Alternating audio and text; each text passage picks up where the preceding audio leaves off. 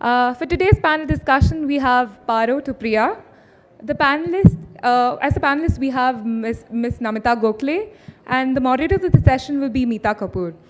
Writer, publisher, and literature festival director Namita Gokhale has written 12 books, including Paro, Dreams of Passion, Shakuntala, The Play of the Memory, and Priya, a sequel to Paro.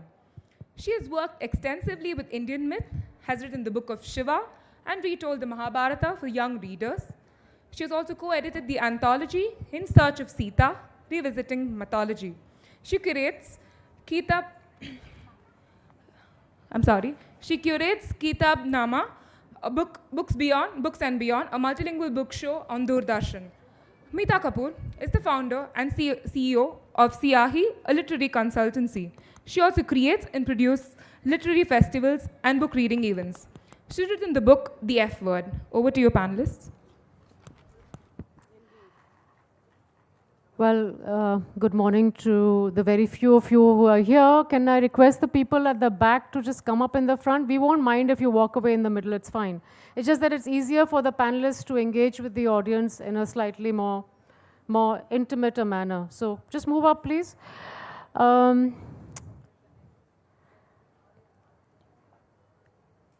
So we're here with Namita, who has, as she was introduced right now, seen a lot in life. Let me just put it that way.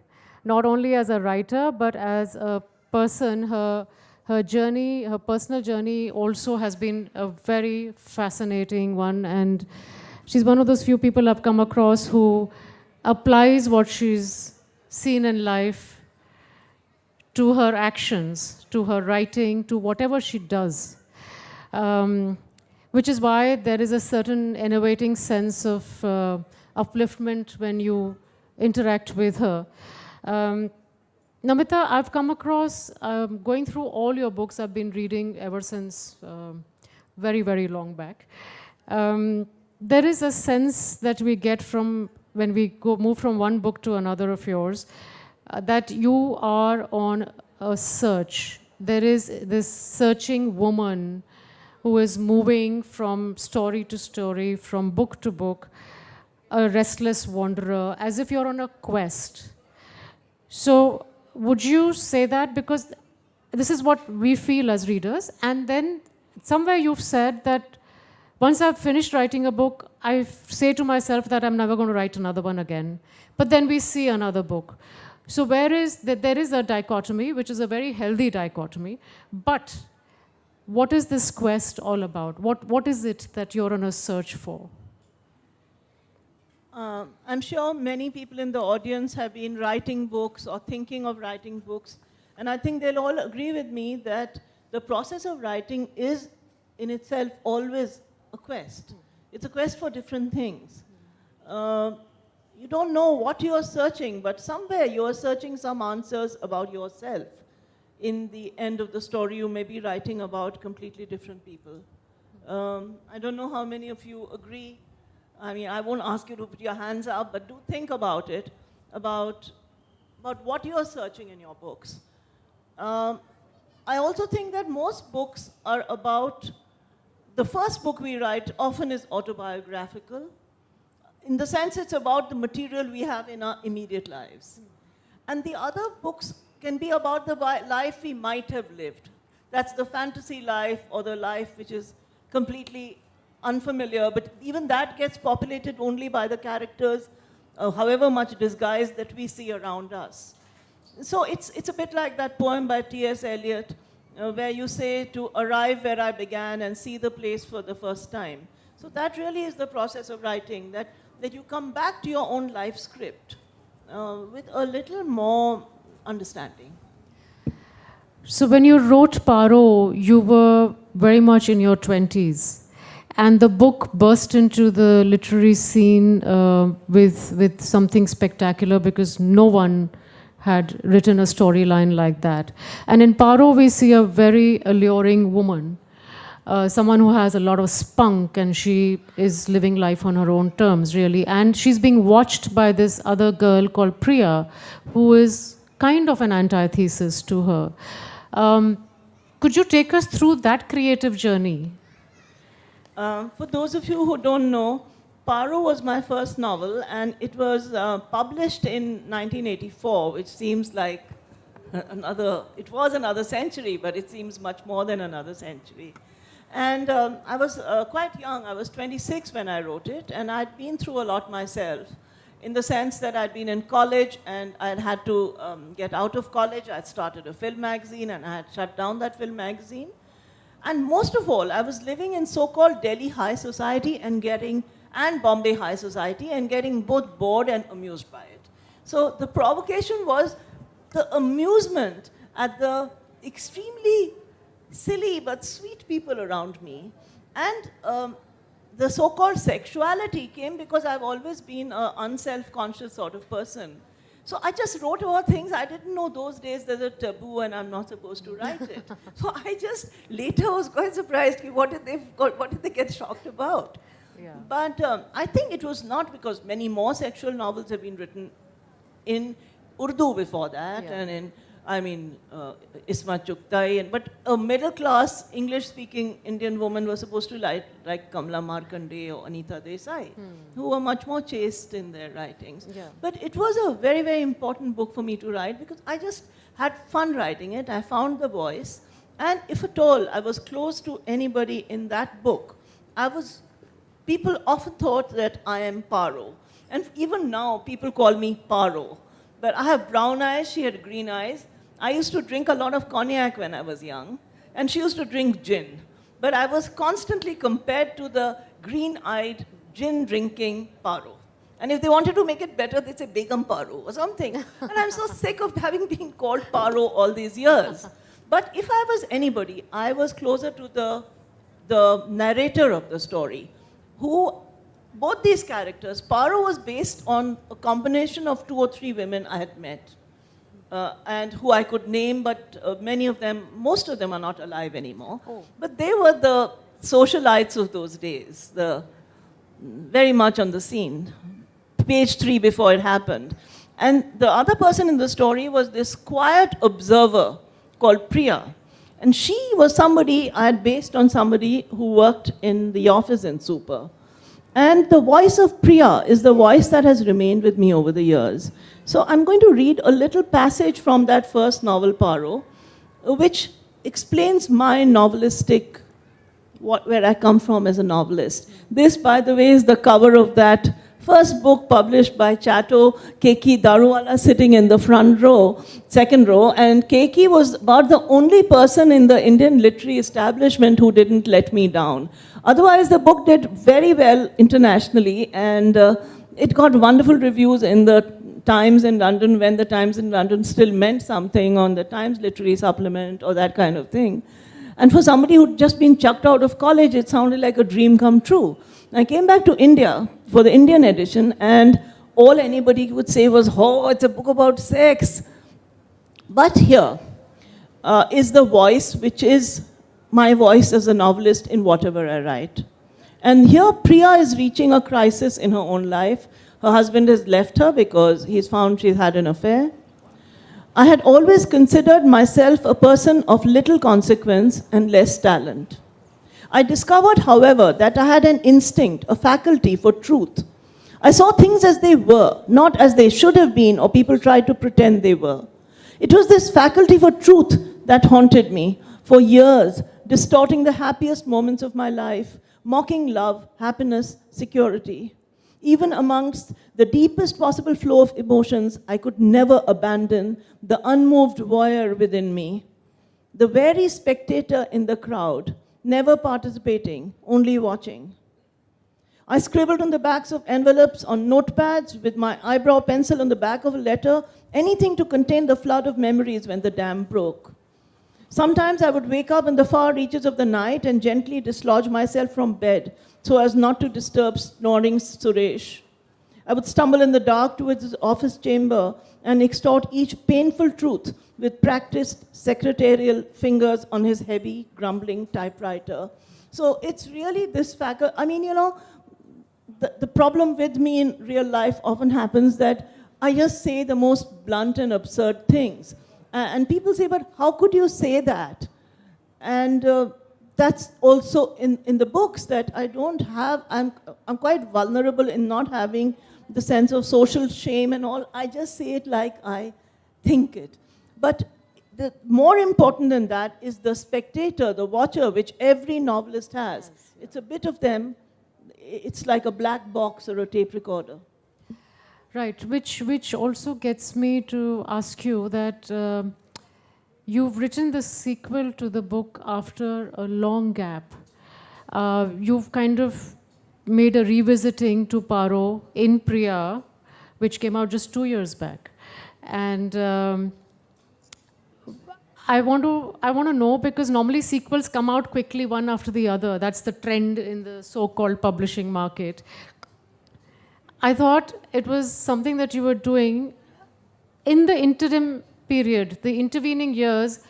How much of you has changed as a writer, and did that come into Priya? It was just a silly idea, and one day I started again on a flight. I was already working on another book, and I said, oh, let me do a sequel to Paro. Somebody had already planted the idea in my mind. Why don't you? And it started. And then it became like a bit like, going back to a bikini when you had worn and you're very young and your figure can no longer carry it off. I mean, the spontaneity of that first novel, when I read it again, I said, this was a good book, and I was quite young, and how did I manage to write a reasonably good book in those days? And so I said, what would happen if these characters were there today? Because it was a social comedy set in that time. And I'm actually quite happy with the result. Though I know I failed in lots of things, and I'm watching out not to do those things again in future novels. I failed in the dialogue. This was about a younger generation. The main charismatic character, Priya, was dead.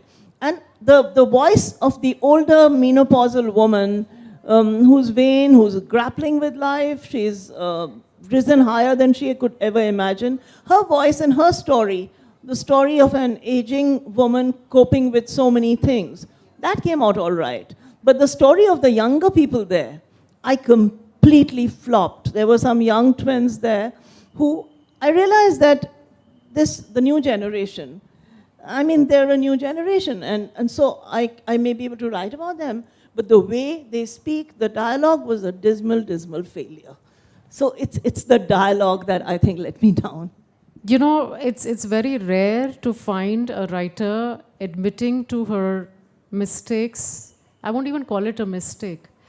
In the process of writing something that she's gone wrong with, and also looking at rectifying it in the next book. So that conveys the whole idea that your search is still very much on, which is something I think not many people will admit to it, frankly, on a public stage like this, which is very creditable. But I want to take you back to the naughtier years again, because that's always a very intriguing part of your life. You running a magazine like Super, that's one end of the spectrum. The other end is now Kitabnama, which is doing a fantastic job in getting the Indian literary scene to the forefront through Doordarshan, which incidentally, I don't know if any of you know, is more widely watched still instead of all the other channels that are on. This kind of a thing, and in the middle you spring up with your literary festivals, Jaipur being the most major one. I'm sure they're all curious to know what happened at Super and now what's happening at Kitabnama, and then the festival director also happens in the middle. You know, I wrote this book, Paro, after Super had to close down. And I began Super after I was, chucked out of college.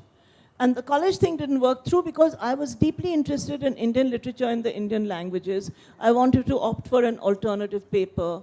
And so it was a very serious kind of reason that things went wrong. It's not because I was a wild young woman, but that was not the reason. But when Super, this film magazine, began, it did really well. And people said, what's gone wrong with her?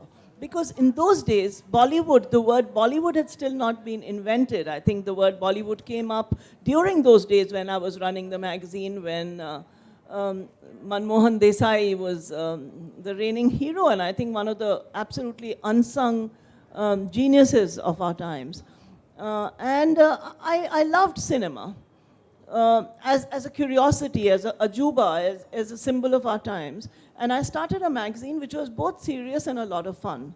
So then, I don't know, it just led on, things happened, other things happened.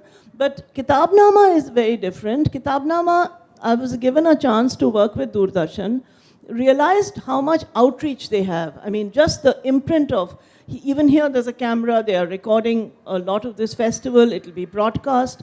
People who cannot attend this festival will hear in the different languages on different subjects. So I just took that opportunity, and we've done about 55 episodes now, and it's up on YouTube. So it becomes an archive. It's not just doing the show, and I'm not visible on the show, but it's just getting the different voices from the different languages, reading, putting it on record, having it there. It's something that will stay. Yeah. You know, that's the reason I'm doing it. It's a literary resource. Which will remain for posterity. I think it's a good thing that something's getting left behind for the future generations. But I want to come back to the Book of Shadows, and then after that, the Himalayan love stories. Both of them have a very dark, somber theme. You're exploring the darker side of human nature. There seems to be an obsession with death, especially in these two books. If you could extol on both the books, and because I think some of the readers won't have picked up my Book of Shadows, because there are quite a lot of young people here.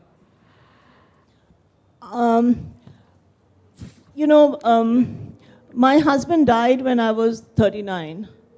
And just before he died, I'd had cancer when I was about 35. When my husband died, at that time, 6 other members of his family also died within a year and a half. So it was as though death was visiting us, you know. It was very much, and we always forget how close death is to us. When it comes, and it comes repeatedly knocking, you do try to figure out. That was my quest in the Book of Shadows. And it's written in the voice of a ghost. And when my husband was dying, he was in a coma for a while, and I was very close to him. I was sitting with him. And I think that's when the idea, imaginative, neurotic, whatever, of the other life came to me. And a lot of that book was self-written. It's my second favorite book of all the books I've written. And it did very well. And then it just went, mysteriously disappeared from the shelf, from people's memories. It happens, you know, with books. Like Poirot, cheery old Poirot always survived, but the Book of Shadows just went away into the shadows. And it was a very strange experience writing it, and I came out very much the stronger.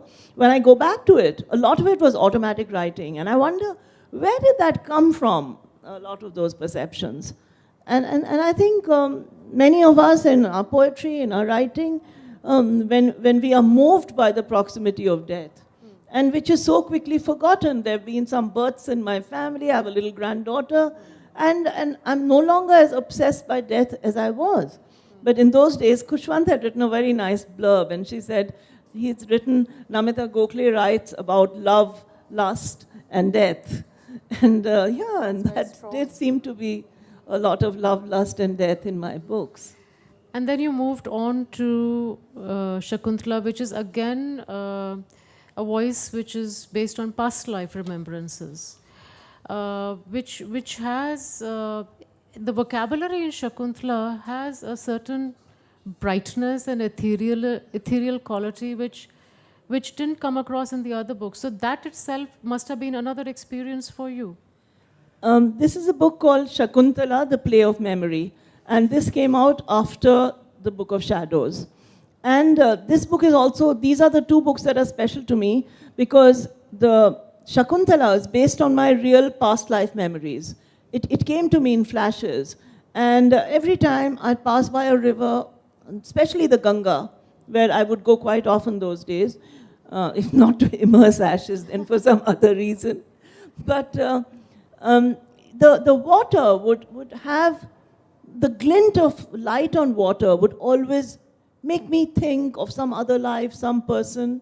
And I wrote this novel, and a lot of it was things that could be happening today. You know, a life of a woman in the 8th century wasn't that different from a life the taboos, the fights, the individuation. So, but what was fascinating was to write in that time in modern English. And this book came out first in Hindi, and it read better in Hindi than it read in English, because the 5 sentences that would take me to write it in English would come out in 2 sentences in Hindi, because you didn't have to explain every time what, you know, the lota is an earthen whatever, and I mean a brass vessel, all that kind of nonsense of constantly putting in notes. So that worked very well. And it's still my favorite book, and one of my dreams is one day to make a film on Shakuntala, which I know, I always follow my dreams, so I'll do that someday. Well, that's a good thought too. So you've used you used Indian mythology even in Shakuntala, and then you went on to edit an anthology in search of Sita. And even yesterday you mentioned that most of us carry some part of Sita in our subconscious, and most of us women, I'm saying. The men also carry their own image of Sita. They are very sure what they want. Yeah, I just wanted to sideline the men, frankly speaking. Sorry, but while you were editing that book, and In Search of Sita, incidentally, we had a very good session yesterday. We've just had a session in Jaipur and one in Patna before. I've noticed that it's always invited and invoked audience reactions which are still excitable, which is, you know, because we're still grappling with the whole enigma of what that woman means to most of us. How did editing that book change you? That was truly another transformative experience, because, you know, the heavy sense of expectation that the so-called sacrifices of the Indian goddesses, but I mean, which are sometimes you get them wrong, because Parvati and Shiva had a very easy and friendly relationship.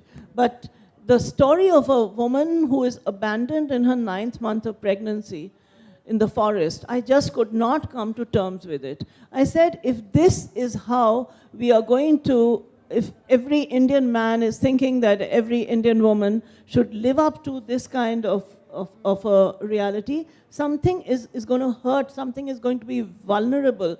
There cannot be gender equality, whatever the figures of Ram and Sita may have been, if the general perception is that this kind of sacrifice is expected. So we started investigating in these 36 essays, and the answer, and I asked everybody. So there's somebody called Tarun Vijay, who's with the RSS really. He's the Panchajanya editor, he was then. And he's the one who said, no, Ram did the wrong thing. And Arsia Satar, who was a feminist of a very high commitment, she's the one who felt for Ram. So everybody had it's a spectrum of stories that relates even now. Amit Chaudhary wrote the most beautiful essay, a story really, on Surpanakha, because the collateral damage to just a poor Rakshashi who had a crush on somebody. So, and a lot of international people who I talked about the book, they said, what's wrong with you? Myth is myth. You can't reinvent myth. But myth in India is never static. It has to be reinvented and reappropriated every minute, every day. And that's what the 4 books I did around myth, they were all about taking the myth back to myself and understanding myself in its context. Not saying it should work for everybody else, but it worked for me certainly. So Sita's story is so, she was the first single mother, she was a tough lady, and the story of the second Agni Pariksha and the boundaries she drew around herself, that was something I could recognize, because I had been through my own Lakshman Rekhas. We've all crossed our own transgressions of Lakshman Rekhas, big or small. Every Indian woman has an Agni Pariksha done to her, whether she's come home, mother-in-law may ask her, why are you late from office? But all the time, the questioning look of society, that's the Lakshman Rekhas we live against, the Agni Parikshas we live against. And if the second Agni Pariksha, is that, we can help you? If the second Agni Pariksha is about self-assertion, about saying, okay, I've proved my chastity, and I don't want you in my life anymore, I'm going back to the earth. That was a very brave thing to do, and it moved me deeply and made me a stronger person, I think. Well, I hope most of us carry back that same interpretation after we go through. I mean, if any of you are going to pick up the book. I just have one last question before we open it out to the audience. We go on to the editing of Traveling In and Traveling Out, where the title itself conveys that you're looking as much as the physical journeying to places as much as the journeying within when you visit a place. And I want to hark back to the same theme of your preoccupation with past life or even the future life. There is an essay there on Bhangar, which happens to be very reputedly known just off Jaipur on the road to Alwar as a ghost town. And it's a heritage site. But what was your own experience dealing with that book and specifically with Bhangar? You know, I may not be a rational person at all, but I'm a very skeptical person. Even while being a skeptical person, I've had a variety of psychic experiences. And things happen to me. There's always synchronicity. And I'm from Nainital, from Kumaon. And in our part of the world, we believe in ghosts. So that's not anything big. To believe in Bhoot is something you are believed in from the very first day you were born, But I had met this lady called Ipshita Roy Chakravarti many years ago. And Ipshita is a witch. I met her in an art exhibition, and that's how she introduced herself. And I became very good friends with her. And she was very useful when I was writing the Book of Shadows. In fact, when my computer, I won't tell you the whole story, but when my computer got haunted by the ghost of Alistair Crowley, and it would close mysteriously, who did I ring? First, I got somebody to fix it. And a young man came wearing a T-shirt that said 666, and he was, clearly the great beast. He came there, and he looked at my computer, because my manuscript had disappeared, but instead, the opening line from the book, not the opening line, but down the second paragraph, third paragraph, there was a line that said, I hide in shadows, I lurk in corners. And this is the only sentence that would show up on the computer. And nothing else of that novel remained, And when I called him, he said, oh my God, I have just recovered from a nervous breakdown. And if Steve Jobs saw this, he would have a nervous breakdown too. Lady, get yourself a new computer, write a new book. And then I went to Ipshita and I said, what should I do? Because one never knows. She said, keep a pot of basil, keep some yellow roses, and begin again. And then the rest of that novel was written with a pot of basil and some yellow roses. Nice. And I remembered most of it, and I wrote it, and I got old printouts and things. So when I was doing this book of travel, who do I meet but Ipshita, who's visiting Bhangar, which is this haunted site which somebody had just sent me photographs of.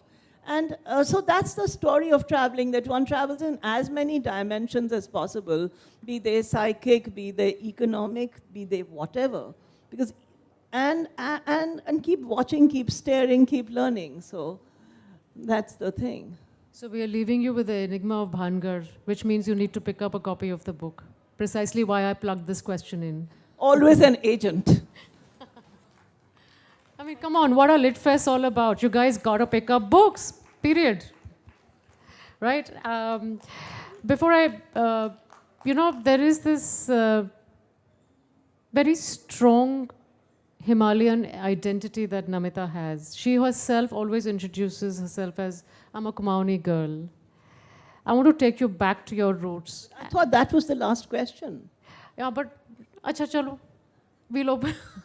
No, go ahead. Yeah. No, I just wanted you to sum it up all up as a Kumaoni girl and your sense of identity, among many identities that you handle. Well, a very old girl, as you can see, but still a girl inside me. My grandmother died when she was 93, and I think till she was about 83, she thought she was 17. And then after that, she realized that no, she'd got a bit older. But, and I don't know where I am as a girl, whether I'm 23 or 16. But Kumaoni, yes, because I love the Himalayas. I love those mountains. I don't trek there. I don't know them much. I just know how to sit under a tree up in a mountain, wait for the rain, hear a crow cawing. So that, I had a very beautiful and wonderful childhood, and I've never left it behind. So a lot of my books have been set in Kumaon, and this wonderful new book of folk tales, which I will not talk about just now, is also set in Kumaon. So and my new novel, which should be out sometime, is also set in Kumaon. So, and we do the Bhutan festival together, which is again those same great Himalayas. I love Nepal. I just love those mountains. I think we'll open it out for questions. I can see a few hands up.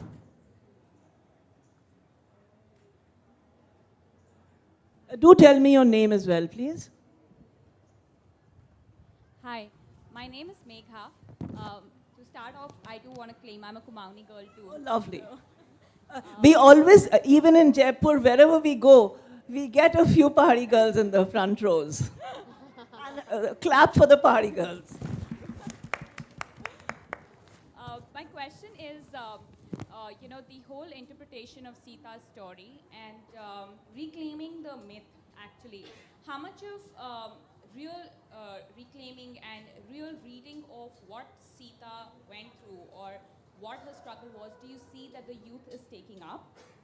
Precisely because the fight of today's woman is not very different from hers, and just in a different context, and is just given more different corporate colors.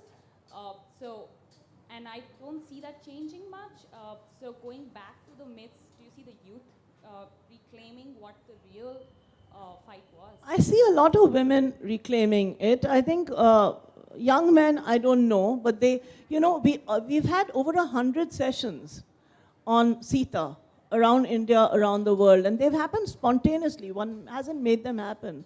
And it got reviewed so much. Each of those reviews was like an essay, which could be included in the book, about personal stories, about engagement with their own Sita identity. And I think every bit makes a difference. Just now in Patna, there was a session which Mita was attending as well. And the lady on the stage with me, I'd met her last year, and she said, I really want to do a Sita session with you next year. But when she came on, she said, oh, the atmosphere has changed now, it's a very patriarchal society. What she meant was that there's a conservative sort of feeling around. So she said, I don't know what I want to say about Sita. So I said, please, I'll say what I like, and you say exactly what you like. And she came back and she said, but my daughter scolded me, and my daughter said, you have to say what you really think. So she came like a prepared, and her daughter said that otherwise she'll sit in the front row and denounce her if she doesn't do it right. So there is a feeling among young people that they can be what they want to be, and that those examples, we can learn something positive from them rather than just the negative boundaries. So I think it's got something. We have time for just 2 questions. I'm Sumati from Bangalore. I just had one question. The thing is, you shared with us that post-Paro, you faced some criticism and some, all of that. But if you're looking at today's world, any subject you choose, sometimes with these people, it can create a rebellion. Certain subjects you choose, even a Facebook post, you can get arrested for. So there's a somewhere play at the back of your mind when you choose a subject to write your book. Has that in any way affected you? What's your take on it? See, my take is that we live in a time of heightened sensitivities, and if everybody is feeling so raw, it's important not to aggravate people for you can say what you like about yourself and your own feelings and your own thoughts, but on social media, to be provocative, rather than reach out to your point of view through rationality and empathy. That's my personal way. I don't like to be confrontative about things that other people may care about, but I'm completely uninhibited about what I personally care about.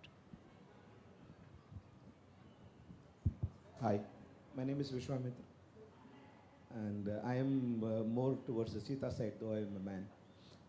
That's because that's because of two reasons. One is my mom's name is Janaki, so I love my mom more than anybody else. That's one part. And we have this Sita Yanam version happening in Kannada literature. And my interest, like you, is to come out with my own version of Sita, not because I love my mother more, but I want to have my own version of Sita. In this process of understanding, I found that somebody told me there's no Lakshman Rekha in the Valmiki Ramayana. It is just that some other version has this. And is there a platform where we have understanding of different versions of Sita? Or how do I access that? That's the... In fact, I wouldn't be able to tell you, but in yesterday's session, somebody said exactly the same thing. I think Arshia said it. And we had in the beginning thought of creating a website around our essays, other people's essays, because after that, Samhita Arni has written a book, Devdutt Patnaik has written a fabulous book, Arshia Sattar has, Vayu Naidu, so much stuff. And there's so much old stuff, like the book Janak Janki earlier. So the material on Sita is a resource which it's a very good idea.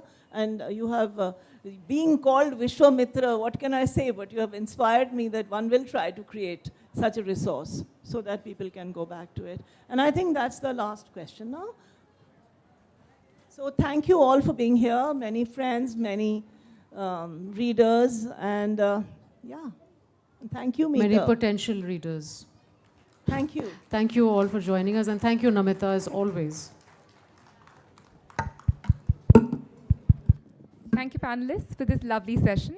I request the panelists to now sign the BLF wall. There's a BLF meetup happening. Everyone is invited to participate.